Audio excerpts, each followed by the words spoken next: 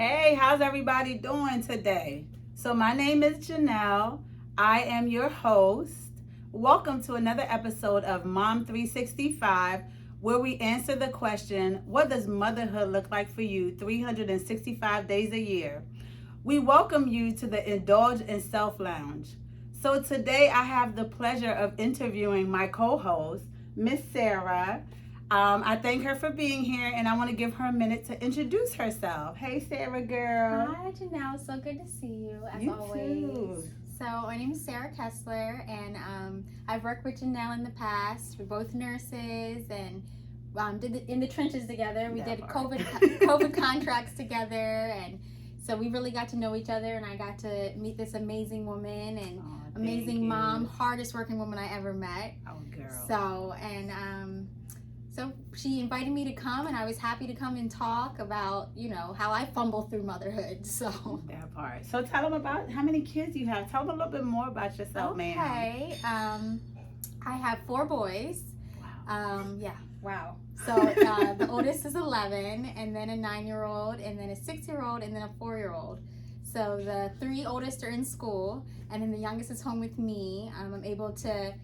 I took a break in between contracts, so I'm doing some homeschooling with him for preschool and still trying to stay on top of everything and kind of get back out into the nursing field again with a new contract coming up. So that's basically what I've been up to. Oh, yeah. So motherhood for where? Just like my other co-host, motherhood for where? They don't look it. Oh, well, thank you. So today, our topic that we're going to focus on is mindful parenting. And sometimes they refer to it as gentle parenting. Something I think we all can work on, because Lord knows. They try us. Girl. But before we get into the actual topic for today, we are going to start by answering that question. What does motherhood look like for you 365 days a year, girl? Wow. I guess every day is different. But for the most part, it's busy with, keeping up with the schedule, the teachers' emails that are coming through. You're trying to stay on their grades and sports and keeping what you want to do at home and work and trying to find that balance. For me, it's hectic at times and fun and frustrating, and it's all of those things rolled into one, and each day trying to learn from what I did wrong the previous day. And sometimes I repeat it again. Yeah. And just trying to, I guess, be the best mom that I know how to be, or can still try to learn to be. But it's a constant assess, reassess. What did I do? What could I do? Sometimes it's a mess, let's be honest. But yes. At least I like to say that I try to and really try to get it right. That's all we can really do. So is it what you expected it to be?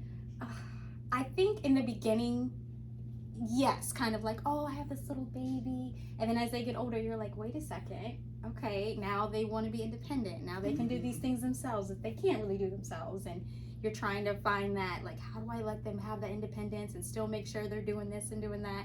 So no, I feel like each time a child, now I have a middle schooler, so that's a whole new thing. I didn't expect it to be like, now you have to give them this independence, and oh my gosh, that was a lot.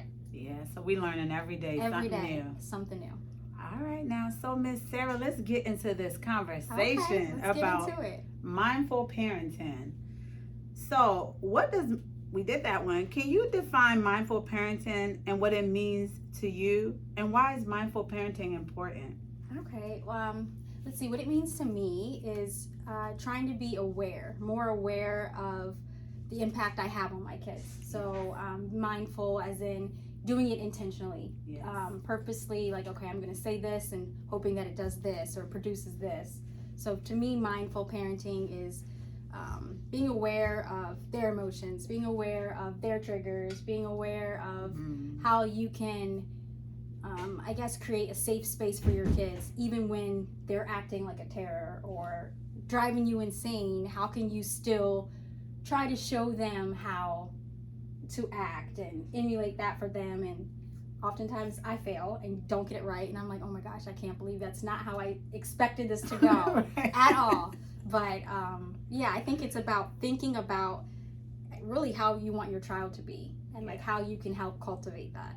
Yeah, and just kind of helping them to navigate the world with their emotions and feelings. Yeah. Which we as adults ourselves, we're trying to figure out. Yeah, we're not even doing it. That part. Yeah. So to start it early with the kids is real important, because if our parents, if they knew better, they would have done better, and they probably would have done it with us. Yeah. So now it would just flow naturally. Yeah. So we're really doing the work of trying to break that cycle. Yeah. And doing it better so that each time, generation just better and better and better, right? Yes, I like it. Yeah. So what are some practical techniques or strategies you have found effective for staying present and mindful with your children, even amongst all the daily chaos? Yeah. Motherhood is chaotic. Having kids is chaotic sometimes. I guess for me, it changes with each child since different ages. So like I said, I have a middle schooler this year, and mindful, like kind of trying to be mindful for him was kind of not asking him like, oh, how was your day? Because that just immediately was it's fine. Like, why are you even bothering me? So I was like, okay, that's not working, and it's repetitive, and it's probably annoying for him. Right. So I was like, okay, so what'd you do at recess? And then I would actually get him to open up, oh, I played basketball, or we ran around and played tag, and well, okay. I was able to kind of get a peek in his day, and then asking him like, who'd you sit with? Oh, why did you just sit with them? And then you're actually able to get deeper information like that, and it kind of shows him like, oh, she kind of cares about what I'm going through. And another thing for that age group, for me being mindful, was trying to, because it's easy for moms to walk in and their room's a mess and this is that, and that's not the way you would want it. And I'm like, okay, I can't just come in and nag them to death. That's what we want to do, and that's what I do sometimes. And I'm like, all right, I have to compliment as much as I kind of critique. The sandwich method. Yeah, so I've been really trying to do that with him, and that seemed to work. He's like, okay, I see where you're coming from, rather than just like, whatever, mom, like you're just fussing at me. And then they stop listening. Yeah. And then like for the younger ones, it was more of just, I'd say, asking them, what was the best part of your day? What was the worst part of your day? Did anyone make you laugh today? Like trying to ask those type of questions, I feel like were better than how was your day? Yeah. Because I don't even know how to answer that. If someone would ask me that every day, like, I don't know, I survived. Like, so I feel like that was a way of being more mindful.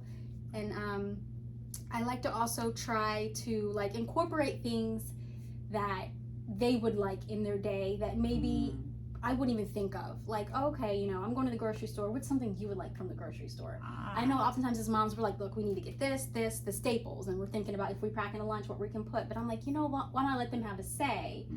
Things like that. Try to involve them.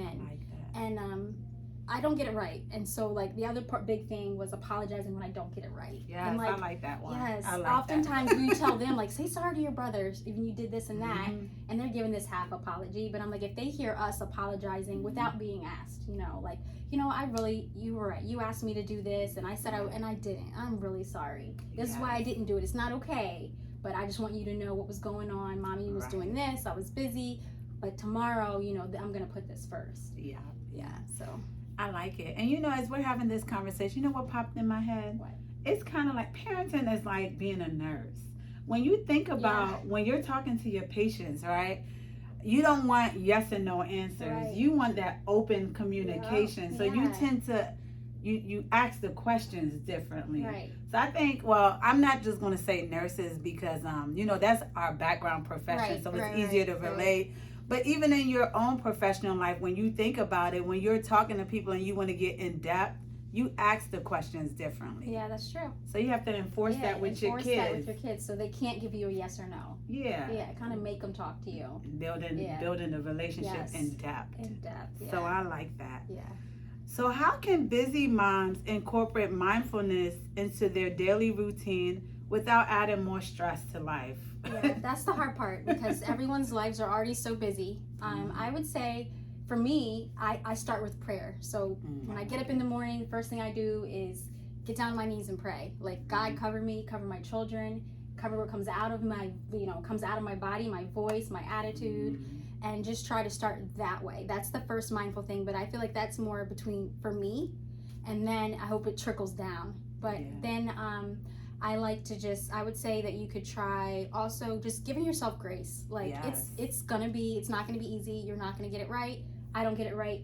80% of the time I'm like, oh my gosh, I could have handled that better. Or I went into this thinking I was going to say this and they said this and it set me off, you know? Triggered you So differently. just trying to set small things like, okay, something as simple as every morning we're fighting about getting our shoes on, you know, something like that. And you're like, I want to change that. So a simple thing can be, okay, so I'm going to wake up and give them options. So I know, you know, you don't like getting your shoes on, but why don't we go ahead and get our shoes on, so then maybe you can have a little bit of screen time before school, or why don't you try to incorporate different things and just try to be more mindful and each child is different. So that might work for your kid that wants to be on the screen, but not for your kid that would rather be playing with toys. And so you got to kind of change it up. But I definitely say start with prayer, give yourself grace, and then just find those little areas that you can change. And each day, try to find something different. Maybe you didn't like the way this went or this part, and try to change that small steps. It'll make a big difference eventually if you keep changing the small things. And but the huge thing is give yourself grace. Like we have, as moms, have a lot going on and a lot to do, and a lot of it starts with just the mindset. Yes, I like that. And we forget, like she said, give yourself grace. We're gonna forget. We have another day to try it again. We can try it later. Practice. That makes perfect. It doesn't happen overnight, so keep practicing it. Yeah, for sure. Yeah. Can you share a personal experience when practicing mindfulness made a significant difference in your parenting journey? Okay. I kind of mentioned the one about asking questions for school. So that was something with a middle schooler who doesn't like to talk. That was something that worked for me. Another thing was, I kind of touched on it, was asking about the best part and worst part of your day. So the younger ones, yeah, definitely. And I would start by trying to do that, like after they ate, we're at the table eating, after they finish eating, let's talk about, you know, because then they're ready to race off and go do something. I'm like, wait, I want to hear about the best and worst part of your day, and go around from each person to person and let them share and make everyone kind of listen, so that they can hear from each other. I felt like that was something that made a big impact, because they would even say, wait, is it my turn? I didn't get to share mine. So then it becomes like we're all sharing the best and worst part of our day, and you know, and stuff like that, especially when you're at work and you're like, I just want to come home and know that from my kid. I wasn't able to be there for all, so let me just know that part, and kind of helps you realize if there's something maybe you need to dig deeper in later, maybe not at the table, but later with that child, or not, or how to encourage them, and just kind of asking them, you know, things like that. And sometimes I feel like also finding like the root of it, like, oh man, it was so frustrating getting out the house this morning, and you were fussing about lacing up shoes, and why didn't you have your backpack, and blah blah blah blah. And then sometimes I'm like, wait, what's really the problem? What's really going on? It's not necessarily because we got up on time, so it's not that. Maybe I need to tweak this or tweak that, or maybe I need to calm down. Maybe I'm the one creating this fluster and everyone else is just feeding off of my anxiety. So I feel like sometimes that has been something that's helped for me. Like, wait a second, I'm getting flustered about these shoes, and I know he needs help with the shoes. So why did I go send him to do it himself and then get frustrated when he didn't have it done? So it's like I set him up. So sometimes I'm like, okay, I'm sorry. I know you can't do this yourself. Mommy's fussing and I shouldn't be. Let's start again. You know, that type of thing. And it's a struggle. Look, practice. Yes, you're right. Practice. Yeah, but just the fact that you're even making the attempt to try, it changes the atmosphere of the home. Yeah. And even with the kids, because a lot of times our babies act up because they just want to be seen, they want to be heard, they want attention, they want to feel valuable. Especially when you got four, it's like everybody is fighting for their turn. Yeah, exactly. You know, to get mommy's love, to get mommy's time. Exactly. So. And then another thing too, sometimes it's not even us. They have things going on in their own little world. You know, believe it or not, they really do. Yeah, they do. Different things that might have happened at school, or something they're thinking about they don't know how to articulate. You're absolutely right. Yeah, so being mindful. So what advice would you give to new moms who may be struggling to balance their own well-being with the demands of motherhood? Okay, so this is one that I had a hard time answering because I struggle with this myself. As moms, we like to put everybody before us, but that's not what's right. But that's what we've been taught since we were little. It was your value is how you make others feel, is what women are often taught. And so unfortunately, and so I felt like okay, well, the kids are cared for, and done the things that my husband needs me to help him do, and the house looks neat, but then I was like, and I'm spent, and I didn't have any time for me. And then you just keep repeating the same cycle, and then like, why am I anxious, and why am I irritable, and why am I upset? Yeah. It's because you didn't really pour into yourself the way you're pouring into everyone else's vessel. So I guess for me, I had to come to that hard place because I was hard-headed. Like, friends would tell me, oh girl, you still need to go out, and you still need, and I'm like, no, I don't. I need to do this. And then I would just keep going, like, hard-headed, task-oriented. Yes, task-oriented, keep doing things. And then what it came down to was me just being like, okay, yeah, this isn't working. Like, I'm depressed, I'm upset, nothing's getting done, I'm irritable. So it became like, I have to do this. So for me, it was something small, as in like getting up and having that quiet time with God, or getting up and meditating, whatever that may look like for you, or getting up and doing a small exercise, or going for a walk is kind of how it started for me. Like, I'm gonna get up and go for a walk. The house isn't gonna fall apart. No. And then taking Not more, in that moment. and then taking more steps from there. Yeah. I'd say, but start small and always give yourself grace, please. Like, everyone needs that. So start with that, and then take small little steps of what you want to do. Like, today I'm gonna get up, I'm gonna have quiet time before anyone else gets up. And I'm just going to reflect on how I want to come off this morning, how I want everyone else to feel my energy. I want it to be sweet and warm and intentional. So I love it, Mom. Y'all hear that? New moms, don't be so hard on yourself. Please don't. The key word today is give yourself grace. Give your children grace. Give your partner grace. Give the people in your circle grace. Yes. We're all struggling to figure this thing called life out. I know. So in what ways can mindful parenting benefit both the parent and the child in the long run? Okay. I would like to think that to benefit the child, it's going to create more of an understanding, maybe a better bond where they can feel comfortable to talk to you, because you've been talking to them since they were little and trying to show them how to talk to other people and give them attention, and so more confident. I would hope it creates a more confident child. Like, I can come to my mom or my dad with this, and they're not just gonna yell at me, fuss at me. And for me, it was like a really big thing that I struggled with was I like to multitask, so I can be on my phone listening to them and also thinking about what I'm gonna make for dinner, and also thinking about the next day, but all they see is me on my phone.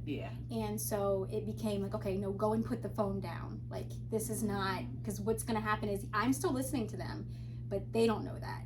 And I don't want them to feel like, oh, mom's barely listening, or all I see is this device in her hand and it's blocking her. They don't even see my face. So it was putting my phone down and giving them, like, I'm looking at you, I'm listening to you. I really care about what you're telling me, and I feel like that helped me and helped them. And I feel like it also makes you just a better, I guess, just a better listener, a better parent, and helps you feel better about yourself. If I can be more mindful, I can be more mindful with myself too. And I think it helps everybody's self-esteem and helps everybody's anxiety and stress level, just to try to be thoughtful about how you're going to go about it, not just, well, throw myself in the situation and see what happens. So I like to think it benefits us both confidence and just a better relationship. And you engage your kids, so now you're preparing them for the outside. So it's like, if I can have a healthy relationship with my mom and my dad and my sibling, I can also mimic this out there. And that's important. So confidence. So how do you handle moments of frustration or impatience as a mom? And how does mindfulness play a role in managing these emotions? Okay, I like to say that every time I'm like calm and go into it quietly, but sometimes I yell and I raise my voice, and I'm like, really letting them know that I'm upset of what they're doing. But I feel like that's not the way to go. That's when I'm like, okay, Sarah, this is not what was supposed to happen. I need to start over. It's not productive. No, not productive. And then they're going to start yelling, and that's the whole thing. So I like to really kind of take a step back, like, what is actually happening. Sometimes it's like, okay, let me turn the TV off. That was louder than I realized. And let me, we're all going to turn the screens off, and we're going to do this. And we're going to, just kind of like changing the whole temperature of the room. And taking a deep breath, like, okay, do I really need to be this rushed to get out the house? How do you handle moments of frustration or impatience as a mom? I'm sorry. No, you're good. And how does mindfulness play a role in managing those emotions? Okay. I like to think that I go into it nicely and calmly, but that's not usually what happens. Usually I'm screaming and yelling and trying to get everyone's attention. But I think mindfulness can play a better role is if I go into it with the mindset of I need to calm the situation, not add to it, and not let everyone feed off of my anxiety, my irritation at this point. So coming in, like maybe cutting the TV off, like let's just quiet the room down, getting everybody's attention, and kind of taking a step back and looking at like at how I'm coming into it. Is this really that stressful of a situation, or am I already irritated? Yeah. And do I need to be rushing like this, or like maybe let's just try to think about how we can better handle the situation. Let's not start blaming and let's just start over. So I'm a big fan of let's start over. This is not going the right route. Yes, I like that. Oftentimes it's like usually someone's angry because they're not being heard. So taking the time, okay, why is this upsetting you? Why are you so upset? Oh, they took this and I waited this whole time for this, and now as soon as I'm about to get this, they have it. And then it's when you're like, okay, so I now understand the whole picture rather than you just smacked them for taking your toy. So kind of trying to figure out what's really going on, taking a step back and really trying to listen to everybody, and then kind of come into, okay, now this is what we're gonna do. Yes. We'll take turns, we'll do this, but it's usually I'm yelling, and that's not what I want to do. And so it's constantly being like, okay, I could have handled this better. I got to do this next time, and reassessing and starting over. Yeah. So moms, you know what she's telling us? We have to de-escalate the situation. Yes. We got to calm things down. And then we got to ask questions. Yes. We can't just react. It's so much easier to react because you hear the baby crying, you heard somebody, he did this to me, and then you're triggered because you're like, Lord, these kids about to start you. Let's bring the temperature down. I like it. Yeah, I'm trying. It doesn't always work. I'm gonna incorporate it. I do it sometimes. Sometimes I'm like, these kids is about getting on my last nerves, and I ain't got no more patience for it. Yep, they are quick to wipe you of all your patience, and you're like, I have nothing left. So let's start over. Let's start over. Practice, practice, practice. Yes. So are there any resources or tools that you could recommend for moms who want to explore and develop their mindfulness and practices? Yeah, I like to kind of look at other moms that I'm seeing and like, oh wow, so they really handled that patiently, and just trying to pay attention to how they did it a little bit differently. I also was following this lady on TikTok. She wrote a book, and it's called Very Intentional Parenting. I think that's what it's called. That. I'm gonna have to and get that. Her name is like escaping me right now. What is it? Okay. Is it Destini? I think it's Destini Ann is her name. I hope I'm getting it right. But the book is called Very Intentional Parenting, and it really taught me a lot about like how to go about these trying to start over how we parent, because like Janelle said, we come, if you're Janelle and I's age, you come from parents that were like, children are meant to be seen and not heard, sit over there and be quiet, I don't have time for this, that type of like, it's easier just to quickly get your point across rather than to understand the situation. And I just don't think that's the best way to raise anybody. I don't know. I don't want to be treated that way. I don't think kids should be treated that way. Because the adult is not always right. No, exactly. And we're expecting them to control emotions. So are there any resources or tools you would recommend for moms who want to explore and develop their mindfulness practices? I always say to kind of lean on each other. So if you have a good friend of yours and you're both kind of in this together, and you both kind of parent similar, and you both are trying to get the same result, sometimes you can lean on each other, bounce ideas off of each other. And then one person that I found actually on TikTok was Destini Ann. She really has these great content about like how to be a mindful parent, and just how to be intentional. She wrote a book called Very Intentional Parenting that I've started, and I just really recommend finding people that you look up to, and kind of like how you want to emulate that for your children. And like I was saying, Janelle and I come from a time where it was like children are meant to be seen and not heard, and we don't want to continue that cycle, and just kind of breaking barriers with how we parent. So I think those are some good resources that could help. Yeah, I like that. And then another one that I have is the emotional will.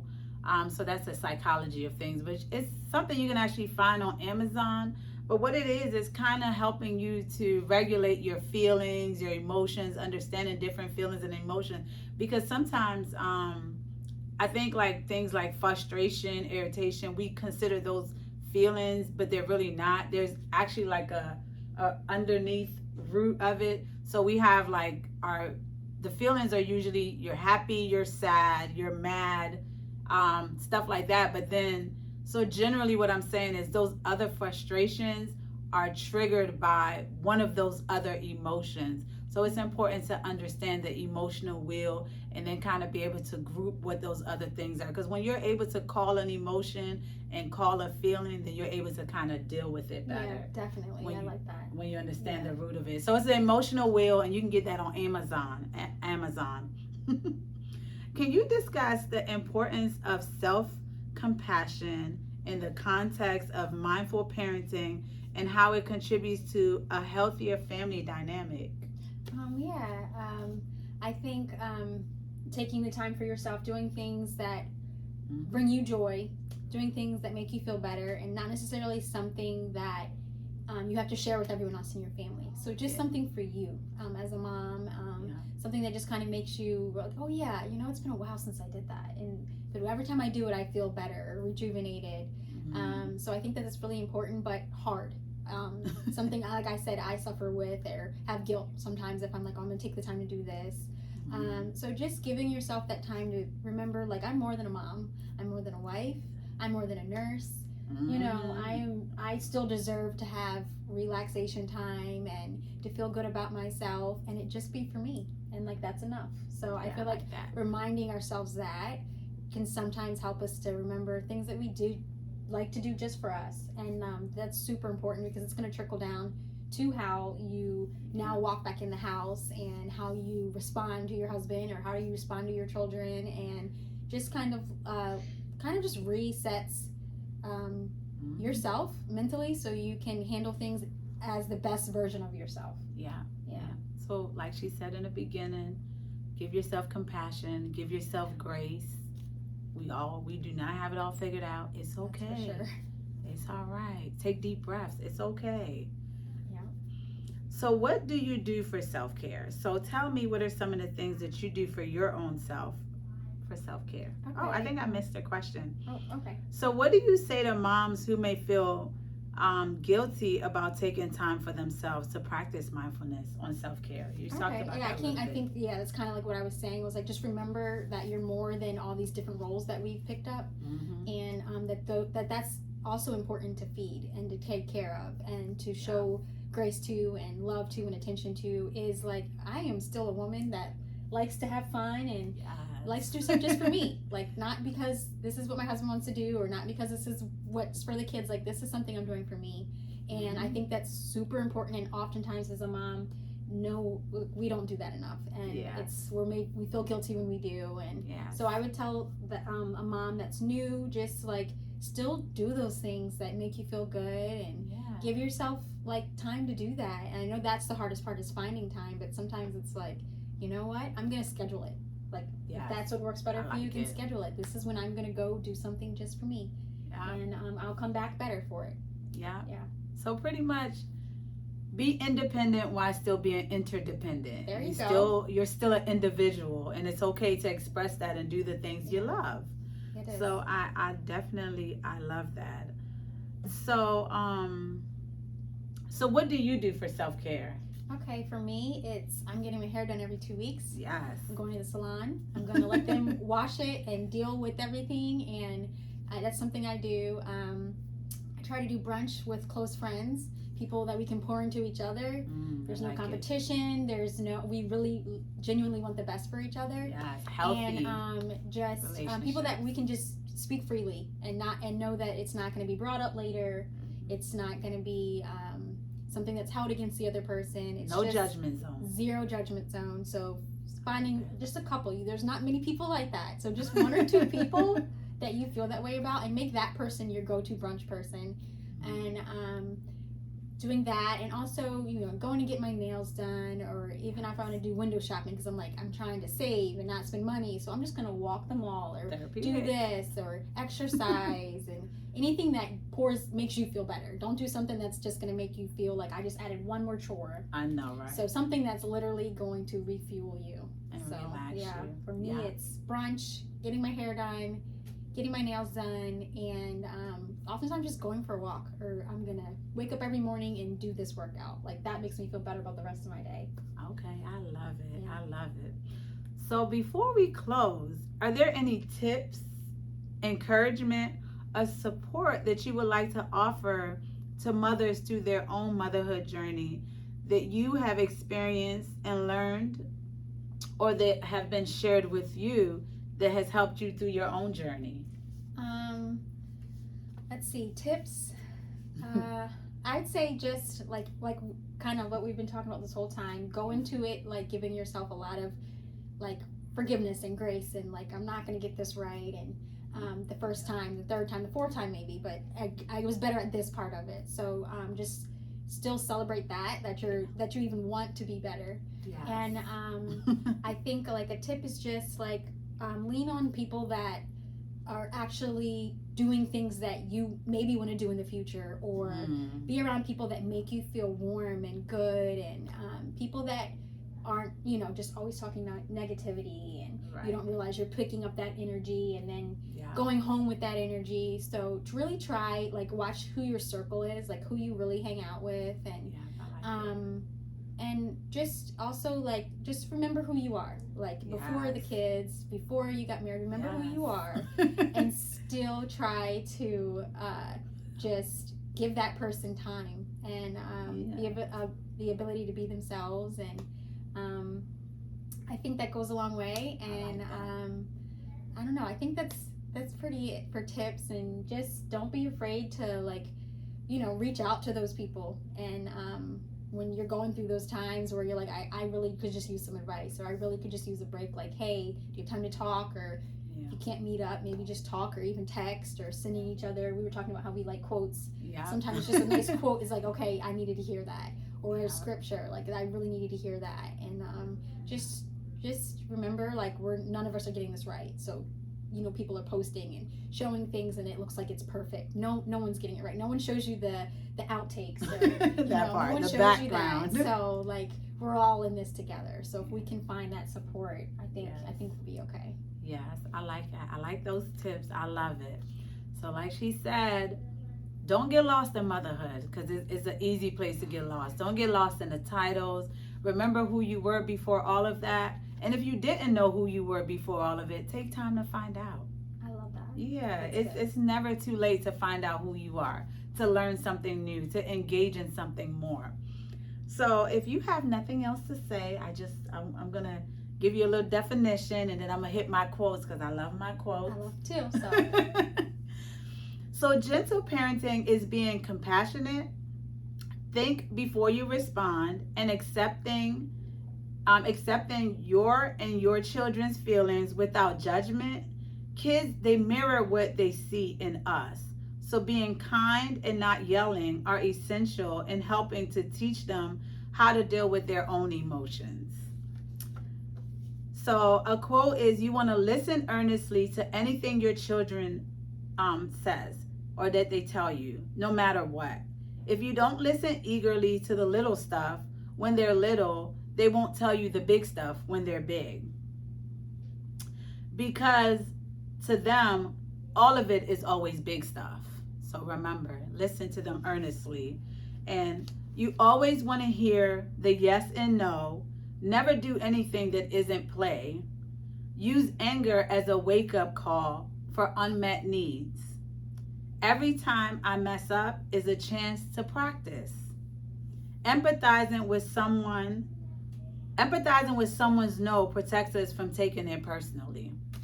So we here at Self-Indulgent, before I hit all of that, I need Miss Sarah to tell you all about her family's farm. Come on, Miss Sarah, tell them. So my parents have a produce market, and it's in West Friendship, which is kind of near Columbia area. I'd say it's between Columbia and like Sykesville, Eldersburg area. And they have fresh produce, and the season is from May to October, so we're coming to the end of the season. But you can come and get fresh produce and just kind of get loved on by my mom, and she loves it. And you can come and get, I mean, just think of any fruit or vegetable, and she has it. So come on out and stop by and pick up your produce. And I'm sure Janelle will kind of put a link or something. She's good with that stuff. But, so that's what Janelle wanted me to talk about and tell you about that. That's something that my family had. It's called Jenny's Market. And so coming out and get some yummy, healthy food and fruit. Yeah, so we are going to, of course, we're going to put that in the details, and we're going to check them out next spring, okay? All right, so, you know, one thing we love to say here is we want you to always remember, don't pour from an empty cup. You are no good to anybody else if you're not taking care of yourself first. You got to love on you before you can love on everybody else. All right, so remember, put yourself first and self-indulge. Don't forget to like, share, and subscribe. And also, we want you all to send in some questions so we can continue the conversation. So, next time, we'll see you next time on another episode of Mom 365. I want to thank Sarah for sitting down with me today on the orange couch with her beautiful self. Thank you, y'all. Thank you. So y'all continue to tune in, and we'll see you on our next episode. Until then, have an amazing rest of your day, rest of your week. And remember to be purposeful, be intentional, and be mindful about everything that you do.